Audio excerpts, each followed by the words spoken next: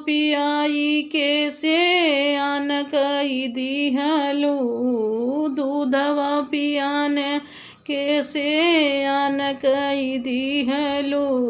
अरे मोरी माई तू मधुबन जाए कही दिहलू, अरे मोरी माई हो दूधवा पियाई कैसे आन कई दिहलू। अरे मोरी माई मधुबन जाए कही दिहलू।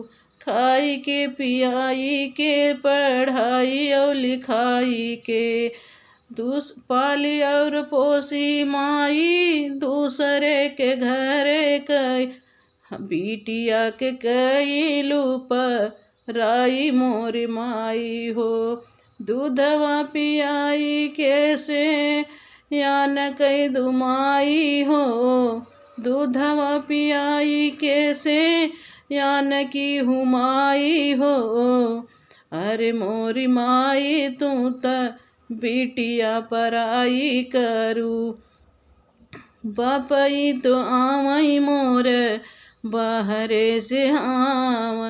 कह जो बिटिया हाई जो पराया धन, दूधवा पियाई माई पाली पोसी कैलू से यान तू कैलू।